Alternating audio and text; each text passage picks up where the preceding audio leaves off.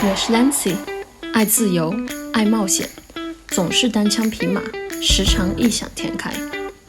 27岁，房子、车子、孩子、男娃子，一个没有。工作3年，童心、野心、浪子之心，上海存留。5个月前，我辞职了。辞职后的3个月，我一个人2个包走过13国，采访27个人，问他们一个问题：你认为的中国之美是什么？ The Hello Kitty, is that Chinese? It's Japanese. Oh my god!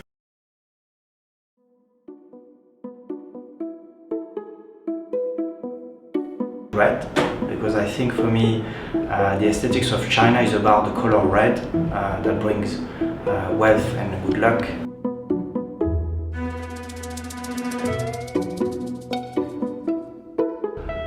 You are colorful people too. The Chinese culture really talks a lot about colors and numbers. Talk about earth, water, and wood, I think. There's 5 colors, black, white, and 2 more colors I can't remember. Clothes in reds and gold. To my mind when I think of China is the color red. So I would say something maybe colorful. This is how I see the Chinese culture. What?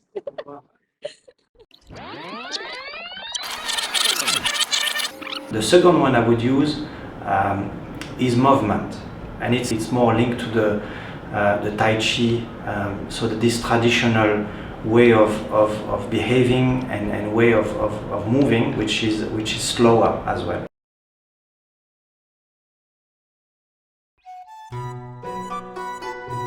The dragons with the fire coming out. Yeah, you the faces, the Chinese faces. The Chinese, yeah. For the flowers, yeah. So like the really Chinese porcelain. Porcelain. It would be omnipotent. That's because of the strength and the dominance of the Chinese culture. And you can see that through the symbol of the dragon. Like lampions, this is very traditional, like... Yeah, the lights. The lantern. Yeah, the lanterns, yeah, and the dragons. So fierce is obviously because the symbol of the dragon, the Kung Fu, Bruce Lee, martial arts. I truly believe that, the whole martial art topic came from China, from the Chinese military days. One of my favorite books is The Art of War, Sun Tzu. Something giant, something big, yeah. Because you have those lots of dragons and big buildings and... I love the overall Chinese aesthetic when, on the lifestyle, whether it's your furniture, whether it's your clothes, or your traditional sort of kimonos and the way you bring your hair up, the clips and ribbons. That's also Chinese, right? Which one? Porcelain. In Holland, some tattoo artists promote Chinese style. Oh, like the characters or something like that. Is the dragon Chinese or is it Japan? The bun and the hair, all of that, and I think that gives it a very spiritual sort of look. And at the same time, there's a hint of like ancient China, the crimson colors in the background. It's soothing. That is very delicate. That is very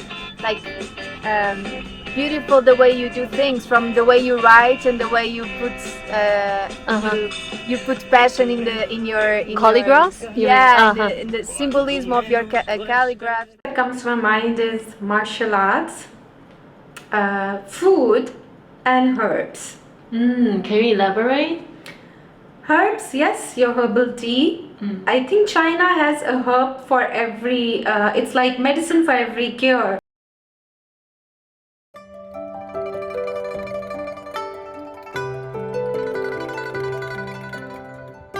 But what I've heard most about China is that the countryside and the land is beautiful, and like you said, you're from where giant pandas are. China just seems like such a beautiful country to go hiking and see the countryside. I would see much more the countryside and people living in the countryside. Chinese remedies like puncture. Oh, medicine. Herbs. They're amazing. It's very calm. It's pleasant in a way where it is not, like shouting out loud, and it reflects your personality. That's right. Tea is definitely one of them. Tea would be one of them. Your country is very landscaping too. You got a big nature. And I also think really real focus on natural remedies. So I love acupuncture, for example, and Chinese medicine.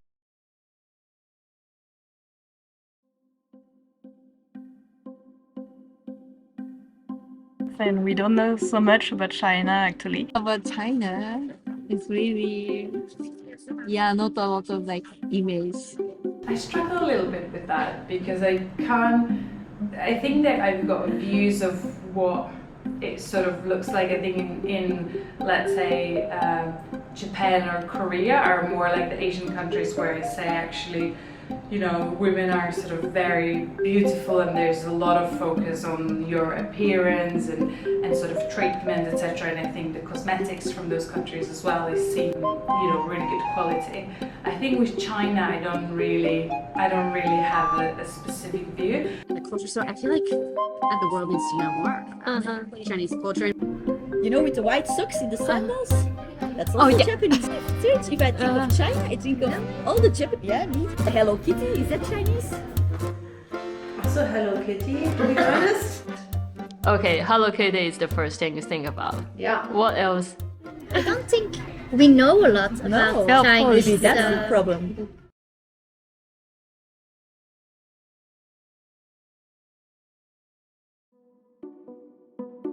When I see something about China, it's in movies. And in movies, we see Chinese people working in rice fields. That's what I see. I think of farming about Chinese people farming. I think you have a lot of land. When I watch the movies that have like Chinese characters in them, they always depict them a certain way. And then when I actually interact with the Chinese person, it's like it's not the same. In all the like big pictures that go worldwide, there's like a little China in there, like Marvel movies or like James Bond movies. But it's all just the same, which is like with the dragons and like old architecture.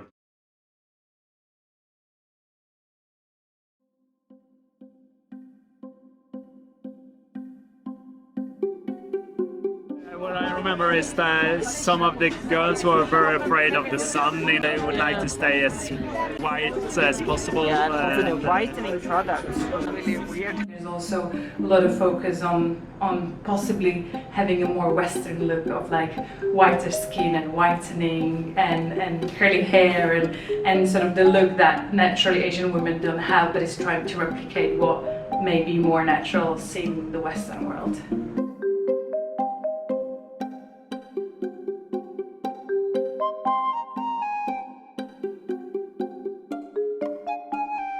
Cosmetics or product, I think the Made in China brand is just obviously associated with cheap products rather than something that's more high quality or high level. I don't think that it's represented around the world properly.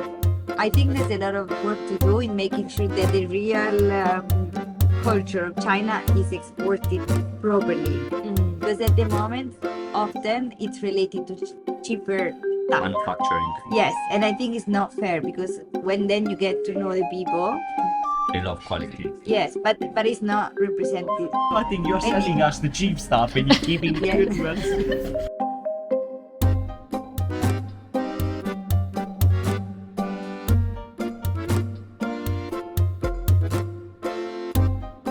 Richer people really like buying a lot of like beautiful brands. I feel like Chinese people are very into big luxury brands like Louis Vuitton. Try to be very well dressed and well presented, so that they wouldn't wear this probably.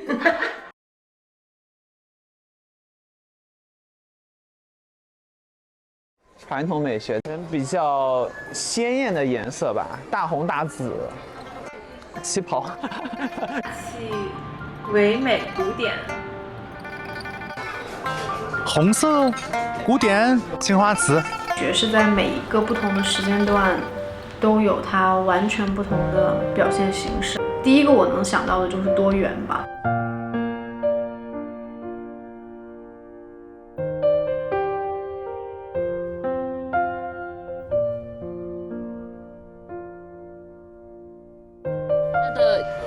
意境或者意象大于写实，与哲学是联系紧密的，强调人与自然的和谐，是感受到了我们的精神层面在那个地方了就好了。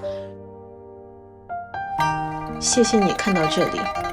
采访越到后期，我心中的矛盾和问题就越多。中国之美就只能是红色、龙、功夫、瓷器这些传统文化符号吗？